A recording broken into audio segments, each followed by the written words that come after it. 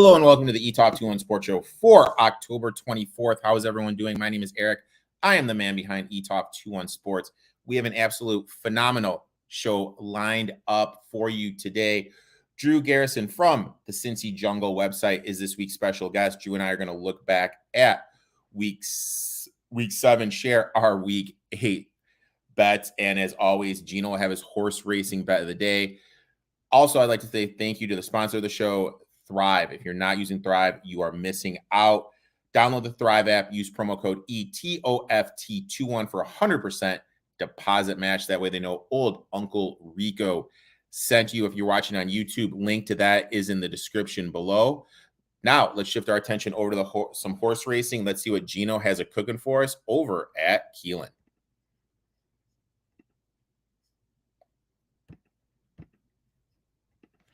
And that is the joys about doing a live show. Technical difficulties, that is totally on me because I am not the most computer savvy guy. So that is my bad. And let's go ahead. Let's welcome Drew to the show. Drew, what's up, my man?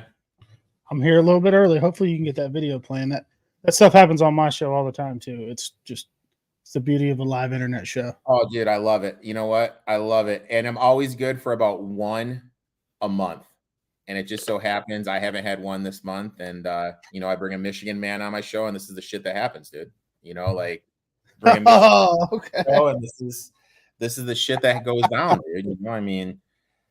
Cheating program, and now my software is not working. But we'll go on. Actually, you know what? You're a Michigan guy. Let me ask you about that. Okay. What do you think about all this stuff coming out about the cheating and everything? I think that Michigan was doing something that everybody does, but they were very sloppy with it because the guy's buying tickets with his own bank account, his own credit card. He's Venmoing people from his own Venmo. I think people do this shit all the time. I just think that maybe they were a little bit sloppier with it. And there's a lot of videos coming out today of the Michigan sideline doing the up signal, and people are freaking out about it. But all that means is they think that Ohio State just checked to a pass. It doesn't mean anything else. So I think that's a little bit out there. They're going to have to come with hard proof. I think that, they probably did some shit that they shouldn't do. I think everybody does, but I feel like they're going to need a little bit more than surveillance footage that we know is like 180p to prove it. But I think that there's just been a witch hunt out for Jim Harbaugh since he kind of told the NCAA to shove it up. I don't know how much language you use on your show. So shove it up. We're after hours, dude, so you can swear all you want, man. Okay, well, I do that a lot. So I think Harbaugh told them to shove it up their ass, and they've been out for him. They couldn't peg him on the cheeseburger from 2020, so now they're doing this. And it was probably started by Ryan Day, who's just a completely broken and soft individual. He already took down the old man and Lou Holtz, so now he's going to see if he can, tattletale his way to get Jim Harbaugh out because he can't beat him. I look at it like this. I agree with you 100%. Everyone cheats. For those who don't think pro sport teams cheat, you are living in a fairy tale world. Everybody cheats.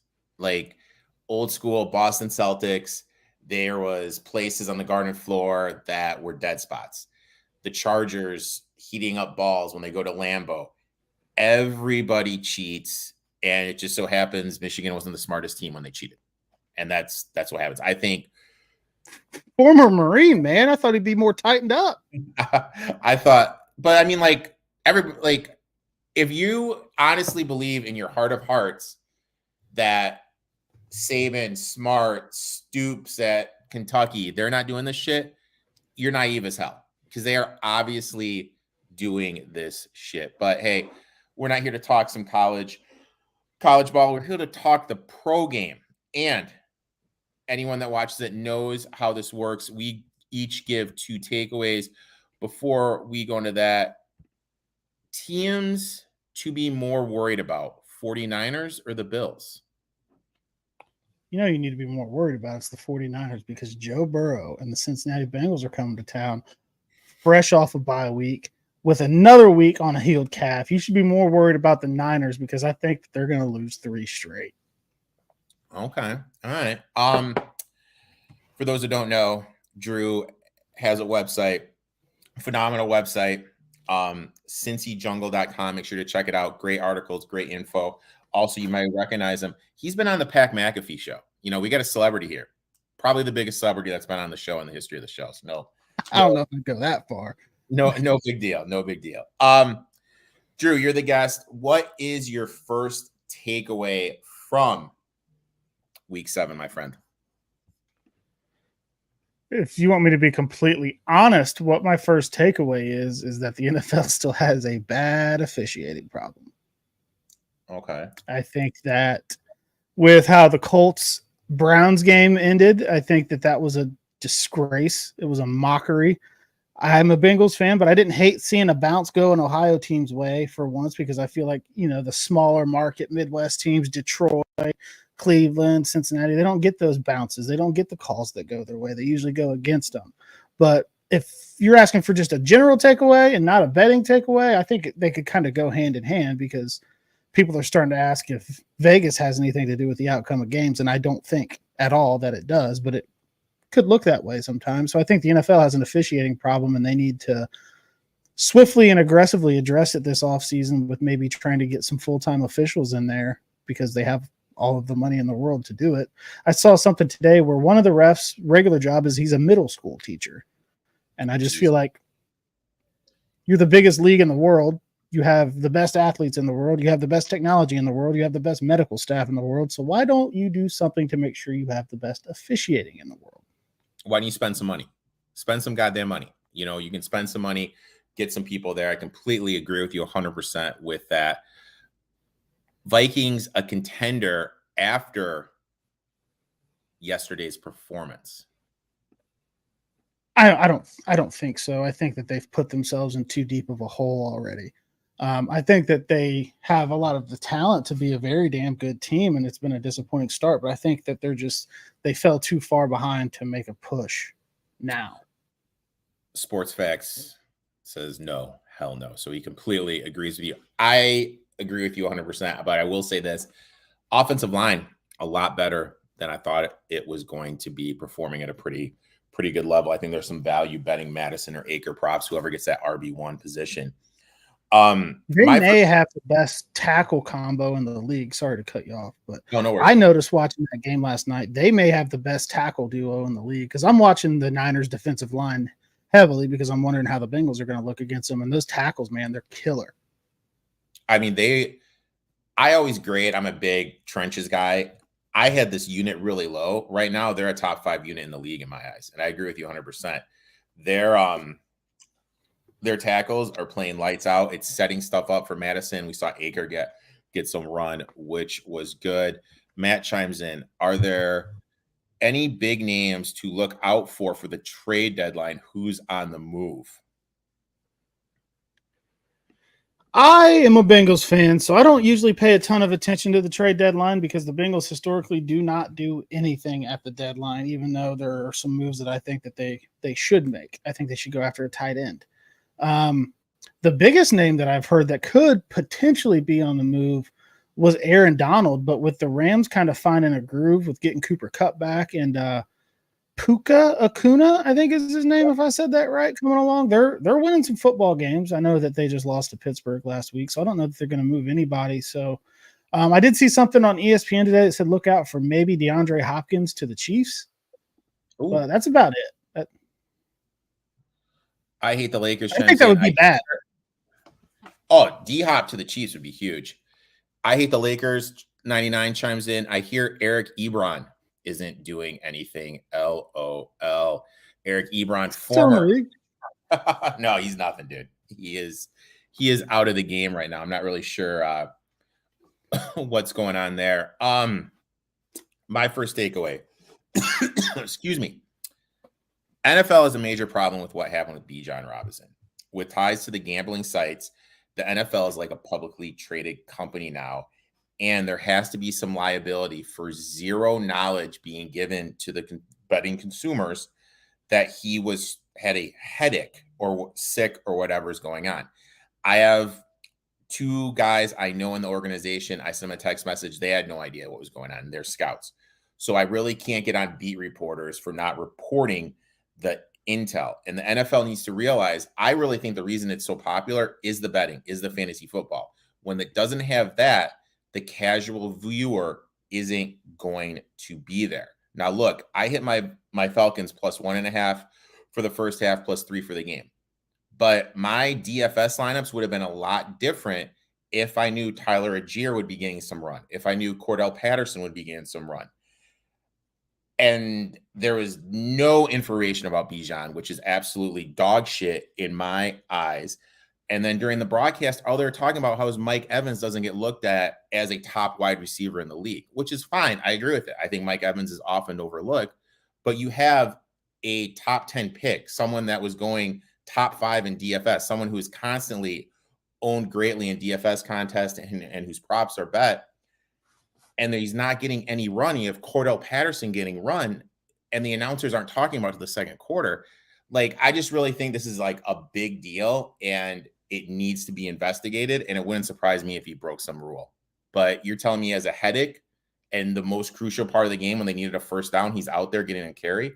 I don't know. Just doesn't make sense to me. Everything just kind of gave me a bad feeling as someone that bets and bets a lot with how that went down. Yeah, I can understand that, and I can also understand the keeping things under wraps to keep your opponent on their toes type thing, I guess. But that situation was pretty weird. It didn't really. It's kind of like you said. So now they need a carry, they need a first down, and he's back in. But yeah, he's fine. Yeah, he was out before that. That like so kind of the whole thing. He had a headache and couldn't play. Maybe he missed a team meeting. Maybe he snuck a girl into the in the hotel. Maybe something like that happened. But again, like with the ties to the gambling sites now, like how many ads do we see? We see Barry before the Sunday night game giving his DraftKings same game parlay. And when you have ties to gambling, when there's real money involved, you got to give the intel. And I guess that was kind of my pet peeve, that no intel was given. And yeah, and that's part of what I was saying with officiating too, because when I watch any NFL game, I see advertisements for 5 different sports books, right? The NFL has an official gambling partner.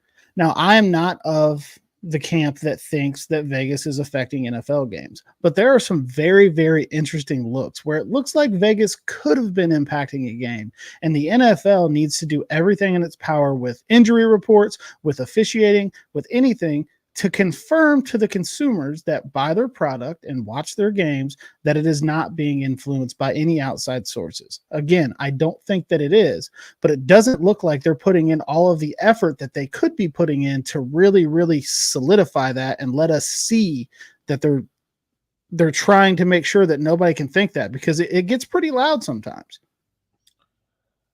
Let's Make Some Money chimes in. People talk too much for shit to be fixed. Kind of agree with that.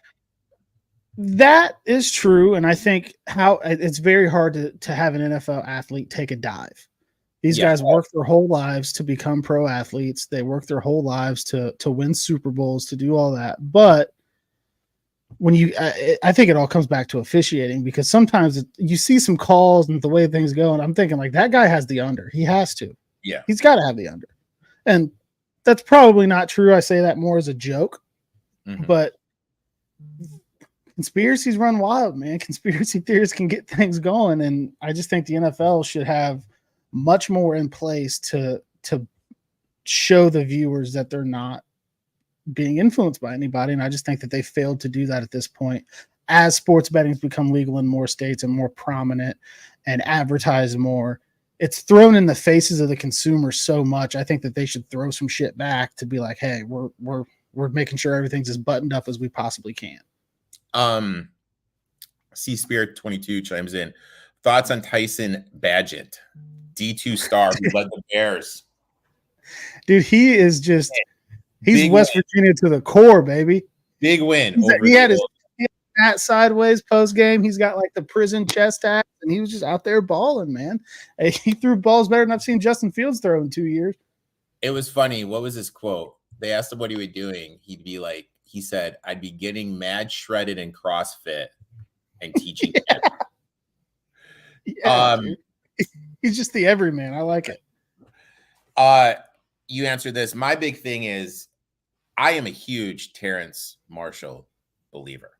I think this kid has incredible talent. He was right up there with Chase and Jefferson, got drafted with the Panthers where there's no quarterback, no offensive creativity at all. I'm a huge Lions fan. I would love to see my Lions get Terrence Marshall, put him on the outside. You have the guy that can high point a ball in the end zone. I know he's not a big name, but he's the name that I want my Lions to make a play for, just because I think you got Brown and Laporta work in the middle. You got Jameson as the home run stretcher. Give me Terrence Marshall as the guy that can high point a ball in the end zone. And then we got my offense looking to where I think we can go into Philadelphia and not get embarrassed during the play. I think that Terrence Marshall just hasn't had a fair shake. I think he's very talented. I knew that the Bengals were going to draft Joe Burrow number 1 overall when he was in college, that game against Alabama. And so I just started watching LSU as closely as possible, watching Joe Burrow. I got to see Chase, obviously, and Terrence Marshall, and I clung to the Thad Moss and Cincinnati dream. That never got recreated. But Terrence Marshall is a baller. Some people have asked if the Bengals should bring him in. I don't think they should. They've got Jamar Chase. They've got T. Higgins. They've got Tyler Boyd. They got Andre Yoshavash. They got Trenton Irwin. They got Charlie Jones when he gets back. So I don't think they're going to add any receivers. But I do think that a team like the Lions, who just released Marvin Jones today, could benefit from Terrence Marshall, and a fresh start could 100% do him good. And get that creative mind like Ben Johnson. I think that would be huge. Takeaway number 2, my friend. What are you looking at? Takeaway number 2 is more of a betting thing. Is I got to stay away from parlays for a little bit. I'm so sick of losing by one damn leg. That was my takeaway. Is I'm going to either bet everything that I'm going to do as straights, or I'm just going to look more at like money lines and spreads and stop doing parlays, because no matter what I have done this year, it seems like I lose my parlay by one leg. I give out a Bengals bet before every game. I'm going to do it again this week through the sports book that I work with. But outside of that, man, the takeaway that I've had from a betting perspective is I think that anything that I think I'm going to put in a parlay, I'm just going to bet it in straights. Yeah, that's the way to go. I hardly ever do parlays. The only parlays I do is those that watch the college football show. I'll do a money line round robin parlay with like 4 teams that I absolutely love.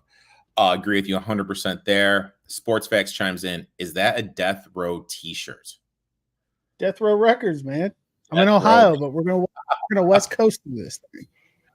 Seaspirit22, worried about the Lions' poor performance, or is it what they needed? I'll chime in on this and I'll let you. Every schedule that team has, I feel there's quote unquote scheduled losses on it. And I feel like the Ravens were a schedule loss on the Lions schedule. Zay Flowers by far gets the most targets of any wide receiver. Branch was hurt. I'm spacing on the other slot corner. He was hurt. So you had the third slot corner trying to keep up with Flowers. Campbell isn't that good covering the tight end.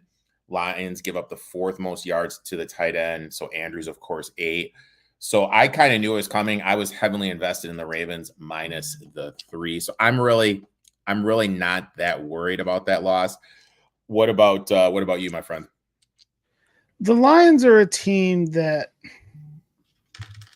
I almost look at them as the Bengals of 2021 that made the Super Bowl run, and I think they're probably a little bit ahead of that team at this point now in the Dan Campbell era.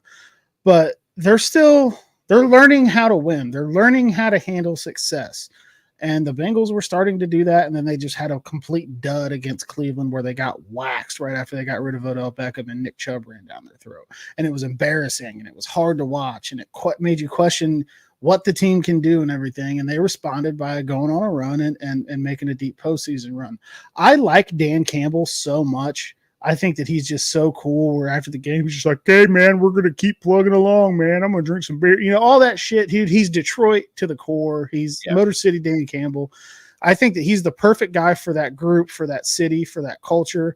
I think that Goff has really impressed me because I was on the hot seat because when that trade happened, I said Detroit won the trade. I said they got the better quarterback out of the deal. And, Stafford goes on to get a ring. Shout out to the NFL officiating. Logan Wilson didn't hold Cooper Kupp. I'm over it. No big deal. But I don't think that it's a concerning performance at all. I think they ran into a Baltimore team that's playing damn good, a Lamar Jackson that's playing very damn good and quieting a lot of the doubts that I had about him. But I think that they're the kind of team, the makeup that they have with their coaching staff and everything, they're the kind of team that's going to lick their wounds and it's going to piss them off, and they're going to come out and they're going to play pissed off football. And I think that they'll be just fine. I think they'll still win that division. So I'm not overly concerned about it. It definitely would suck as a Lions fan to have to watch it, and I could see how it could be demoralizing. But from an outsider's perspective, I think they'll be fine. What sucks as a Lions fan is sitting back and saying to yourself, they could have drafted Jalen Carter. Like literally, yeah. That's what sucks. My takeaway too is I don't get what the Rams are doing. I've gone into this a great deal on the show, on the podcast. The key to the McVay offense is running the ball. We saw this 2 weeks ago against the Cardinals. They struggled moving the ball in the first half. Then in the second half, they leaned on Kyron Williams, who ran for over $120 in the second half, stormed past the Cardinals. Then this following week, you're playing against the Pittsburgh Steelers, who are a bottom 7 defense defending the run when Cam Hayward is out, and you aren't using your most explosive running back in Zach Evans. You bring up Royce Freeman from the practice squad and Darrell Henderson from the couch, and those two get more carries. With how explosive Zach Evans is, you have to give him at least 4 to 5 carries there. I get he can't do anything in pass pro, so you're kind of tilting your hat that it's going to be a screen pass, or he's going to go out on a route, he's going to run the ball, whatever. But you got to give your most explosive players a shot. And I've been saying this for a while. I think McVay is a genius, but when he's distracted, he is not a good coach. And I don't think he gave the Rams the best opportunity to win on Sunday, and which was fine by me because I had the Steelers +3.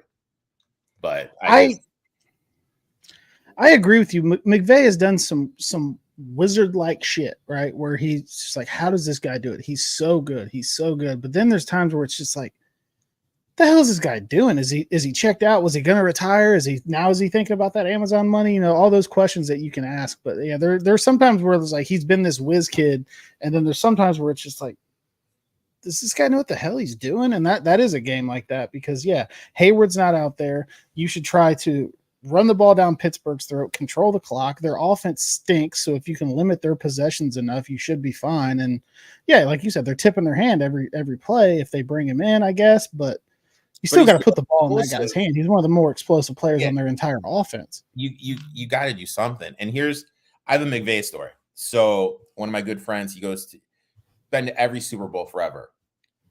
And do you know the only coach that he's seen out at a restaurant the night before the Super Bowl?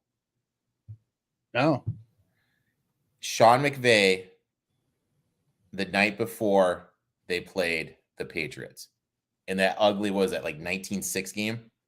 Yeah, I think they scored 3 points that game. Yep. He saw McVay out that night before. He said it was the weirdest thing in the world that a coach getting ready for his biggest game is out having a steak dinner with some hot chick. That was my boy. That was my boy's direct quote. That is weird. So now we're here to the betting segment. Let's go ahead. Let's bring up how we did last week.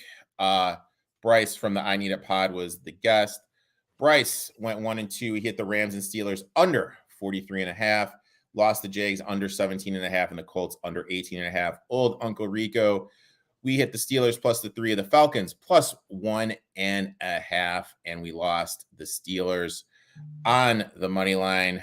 But you know what? We live to fight another day. Good week, 3-3. Let's see what we can do now. Drew, you're the guest. I will let you start it off, my friend. First bet that I'm taking is the Tampa Bay Buccaneers plus 8.5. That is the line that I saw before the show when I checked it. I think the Bucs plus 8.5 is good. The Bills have problems. The Bills are a very beatable team. I know that the Bucs they're not great. Baker's had a little bit of a resurgence. He struggled at times too, but something tells me that the Bucs are covering that 8.5 point spread. I don't think Buffalo beats them by more than that. I think it's a touchdown game at the best. It wouldn't shock me if Buffalo won, but I think Tampa hangs in with them. So I'm going Bucks plus 8.5. I like it. The thing with the Bills is, and I had the Patriots last week. I don't think people realize that they're missing not one, not two, but three all-pro players. And the Jags over in London, as soon as Milano went out, the Jags were able to run the ball with Etienne. So I think not having Milano there to stop the run, the issues in the back four, you have Mike Evans, you have Godwin, Chase Edmonds is coming back. I like that. I kind of like the Bucks here, plus the 8.5. My next bet, going back to my roots, we hit him last week. You know what? As soon as it got up to a 3, we are doing it again. We are taking the Steelers plus the 3. Tomlin as a dog, 66.3% ATS. As a home dog, he is 77.3% ATS. Coming off a game that he won and covered, and as a dog in the game the week that's going on, 76.5%. Doug Peterson is 46.4% ATS as a road favorite, as a favorite. When he's a road favorite, that drops down to 45. Lawrence as a favorite in general, and this really stood out to me, only 37% against the number. So Lawrence really doesn't cover as a favorite.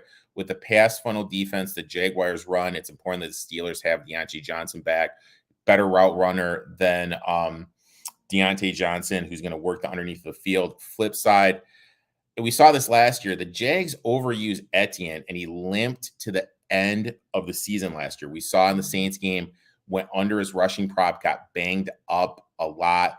And I really don't think people realize he has as many touches this year as CMC. He has touched the ball as many times as CMC. I think that's going to wear on him because of his build. Also, Hayward looks like he's going to be coming back. He was running at practice. I think he's going to be back this week, which is going to help. Steelers are the 7th best defense defending the pass per DVOA. We saw them against the Rams completely take out Cooper Kupp. I think Lawrence is going to disappoint. And you know what? Lawrence has been a disappointment this season. Ridley's been a disappointment this season. I'm not that high on this Jaguars team. I know they're in the North, dude, but I'm taking the Steelers here plus the 3. That's a very, very compelling point. I don't have it in my heart with my hatred for Pittsburgh. I'll never bet on them for anything positive. I'll bet against them all the time. Man, they say don't bet with your heart. I know, but sometimes I can't help myself. But I can completely see why you would do that. Let's make some money. How much is this Titans line going to move, and when should we bet it? Drew, I'm just letting you know, there is certain coaches on the show that we always bet when they're dogs. Number 1, Money Mike Tomlin. Number 2, Money Vrabel. Vrabel, best coach, ATS is a dog. I'm looking at BetStamp right now. I'm seeing 2.5s across the board. This gets to 3. I'm in right now. I'm hearing it's going to be Levis or Willis, one of those two, maybe a platoon system. But if I can get a 3, I'm in. Kind of a letdown spot to fade the Falcons. Yeah, I'm looking at it too. I showed it 2.5 too. I'd probably take the 3 though.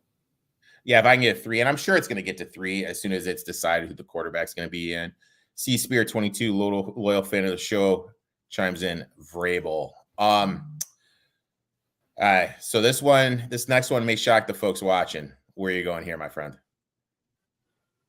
Jamar Chase over receiving yards. It shouldn't be a shock. 79.5. Did you see what Addison just did to them last night? Listen, this may look like a homer pick, but if the Bengals are going to have any shot in this game, it's going to be through Jamar Chase. If Nick Bosa's getting pressure, they're going to get the ball into Chase's hands quick. They're going to line him up in the backfield, motion him out, dump it off to him. They're going to hit him with the bubble screens. He can make the first guy miss. I don't care who it is.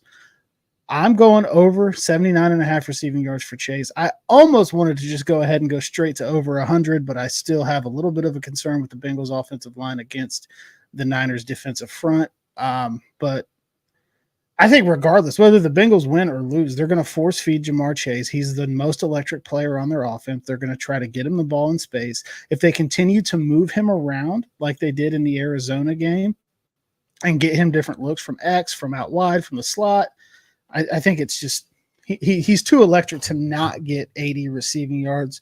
And I think that's regardless of the outcome of the game, because when Seattle came in, he finished exactly at 80.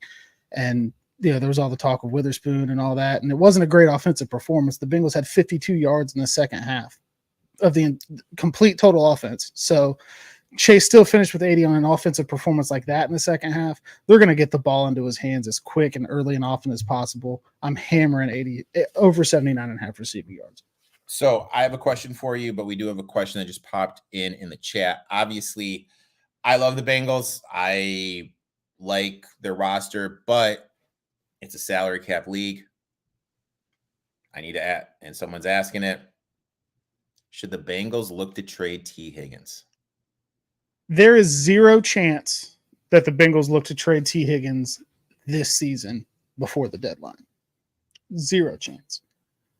I also think that there is a very, very low chance that they work out a long-term deal with him this offseason, because I think if it was going to get done, it would have gotten done right after or right before the Joe Burrow contract, because I think the Bengals would have known, they would have needed to know how they had to structure the Burrow deal as it comes to Higgins. I think if there was something that Burrow had to concede to get Higgins done, I think that he would have done it.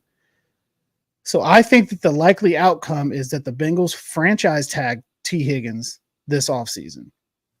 My personal opinion would be that you tag him and you trade him and you get every asset that you can, because if he's going to walk, he's going to walk. You don't want the third round compensatory pick for a guy like T. Higgins. To answer the question, they're not going to look to trade him this offseason or in this season. I don't think that they should.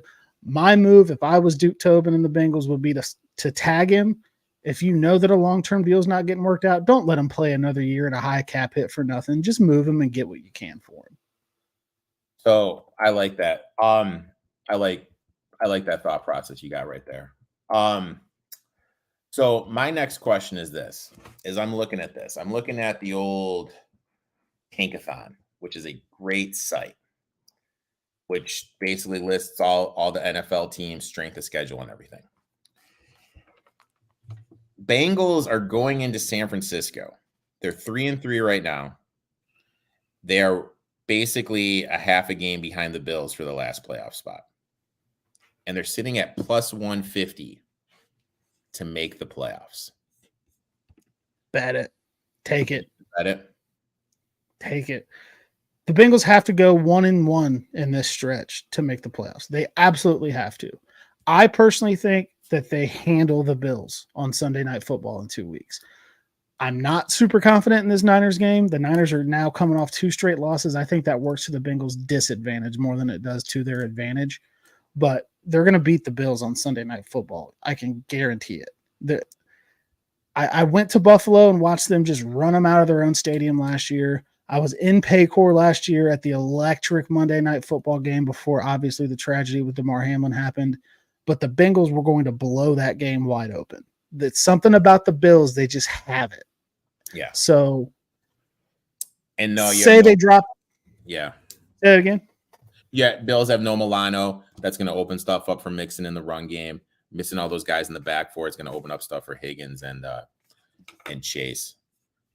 Yeah. So, I would definitely bet for the Bengals to make the playoffs, because I think the Buffalo game is going to be what starts the run. I'm not going to sit here and pound my chest and say I'm super confident they go into San Francisco and get a win Sunday. I think that they absolutely can, but I wouldn't say that I'm confident in it.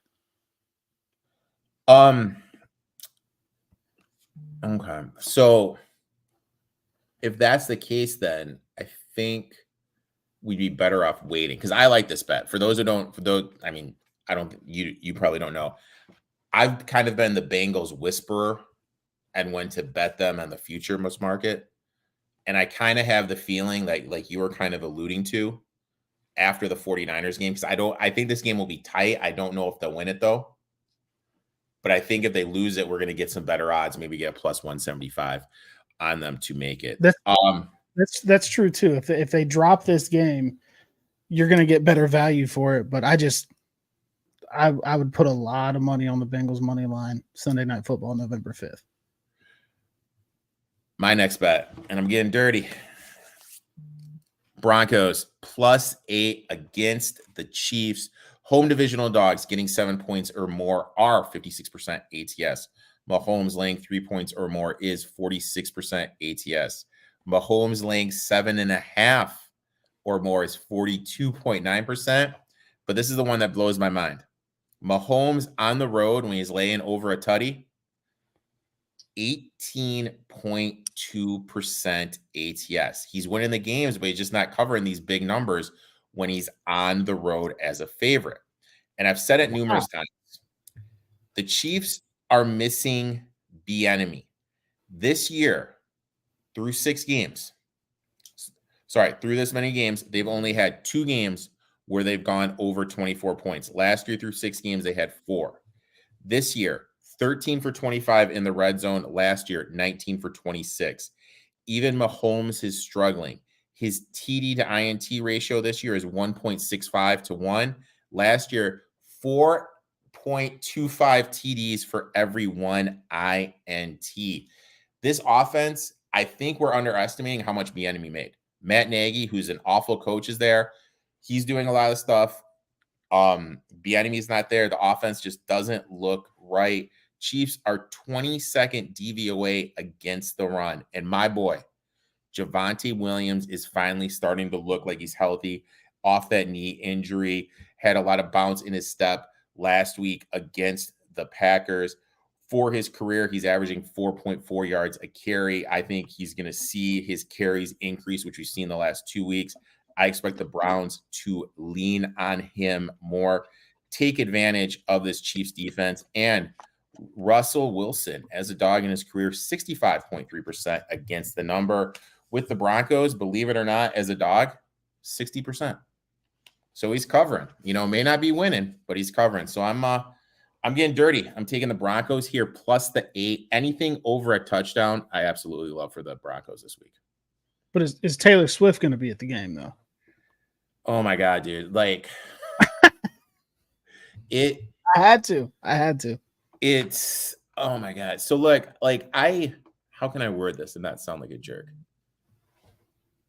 I'm happy, he quote-unquote found someone, but it's to the point now, it's I don't need to see her and Brittany Mahomes chest pumping and doing their little handshake you know what I mean? I don't need to see that. You know what I mean?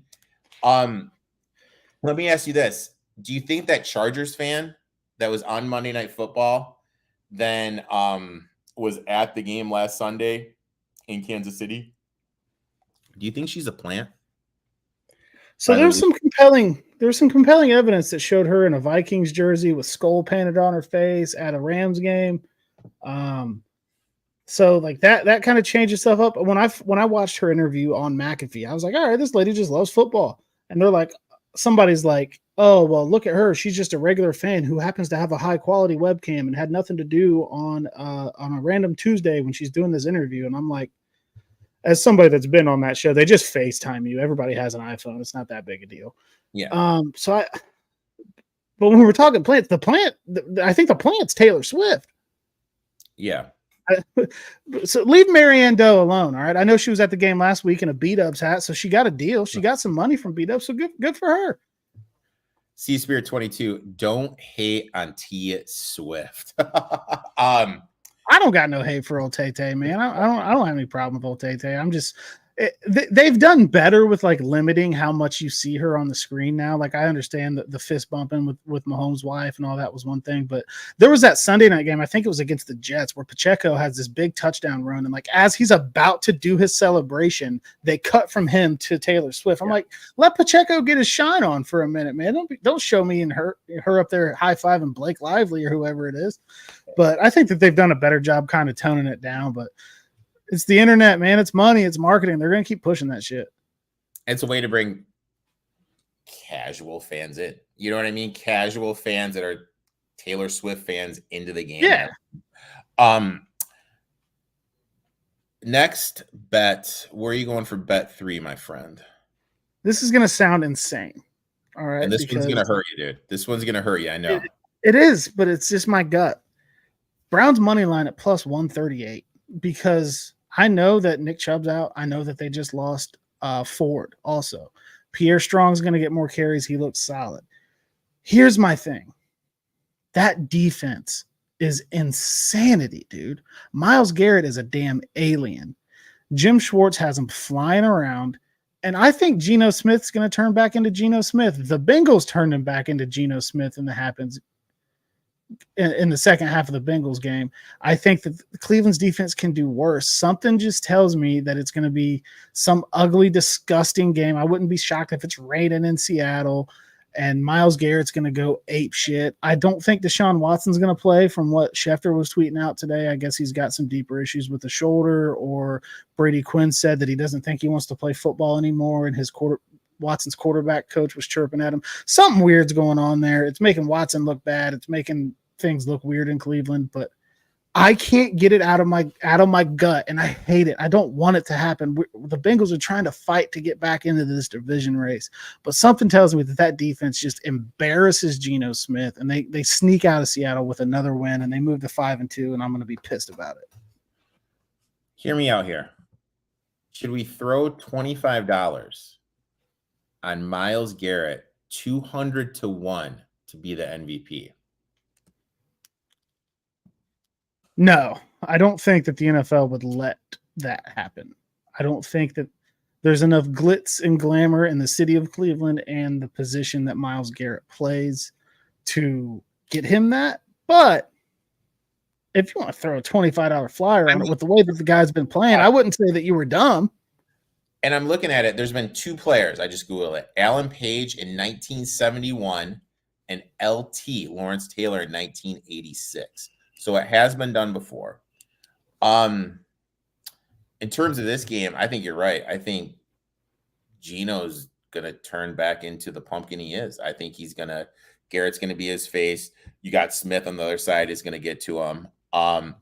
Back four is phenomenal for the Browns. I think one of the best plays of the weekend was Del Pitt when he picked up the Colts wide receiver, and instead of throwing him to the ground, he had the awareness of just putting him back down. Because if he would have thrown him to the ground, that would have been a 15-yarder, would have extended the drive. I am heavily invested, and yes, let's make some money. He chimes in, Drew. This is a Browns, Falcons, and Texans stream. Those are the teams we have the biggest futures invested in. Those three teams. I can understand that.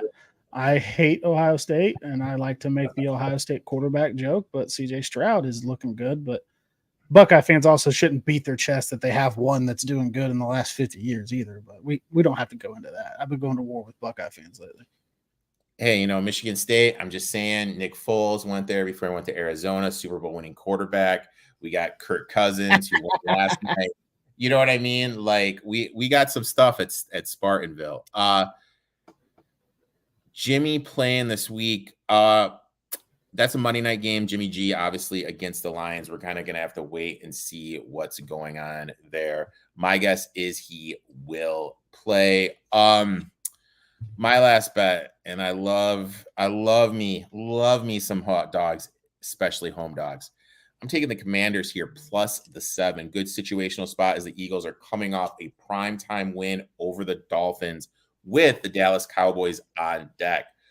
Hurts is 55% ATS as a favorite, but that number drops all the way down to 40% when he plays against the Commanders.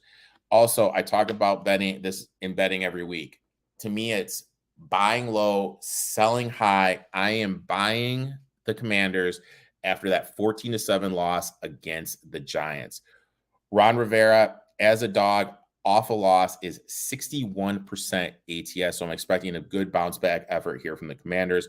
Also, Hurts is a little banged up. We saw in the second half, he had that knee brace on against the Dolphins. Also, Hurts against the Jack Del Rio defense has a lower completion percentage versus that defense than against the rest of the league. And why is no one Okay, here's my trivia question to you. Do you know who's leading the NFL in INTs this year? It's Hurts. He has 8, I believe. Yep, it's Jalen Hurts. And why is no one talking about this? Like last year, everyone was talking about Prescott, Allen. Jalen Hurts is now leading the league, and no one seems to talk about it. Hasn't looked good in the pocket. Feet moving a little too much for me. Because of that, he can't push the ball down the field. I'm playing the spot here. Oh, one more thing. TD to INT ratio against the rest of the league, 1.9 to 1 when he plays the Commanders, goes all the way up 2.7 to 1. I'm playing the situational spot, fading the Eagles, taking the Commanders in the bounce back after the Finns win with the Cowboys on deck. Give me the Fighting Ron Rivera's at +7. I think you just talked me into it. I think you just talked me into betting that myself. That was a damn good pitch. I love it. I love it. Drew, I'd like to thank you for coming on, talking some betting, Bengals, talking some shit about Michigan State. Why don't you tell everyone where they can find you? I tuned in for your stream you did yesterday for a little bit on Cincy Jungle. Why don't you tell everyone about that, what you have going on, when you have your streams and everything going on? Yeah, so our show's called Blue Collar Bengals. That's actually not a Cincy Jungle show. We do that independently. I think I might cuss too much for Cincy Jungle, but I do write articles for Cincy Jungle. We do a lot of game day stuff. I do a lot of through the week coverages. So you can see that there. My Twitter is at Drew Garrison here on the screen.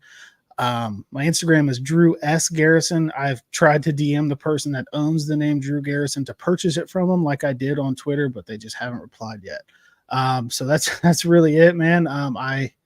If you follow me on Twitter, just be prepared. I'm a heavy tweeter. I work from home. I talk a lot of shit, but that's where you can find me doing my thing. Drew, thanks for coming on. Everyone, make sure to give him a follow. We'll be back next week with my boy Johnny Tahoe coming on. Make sure to give my boy Drew a follow. Let's make some money. Let's cash some tickets. Until next week, boys and girls.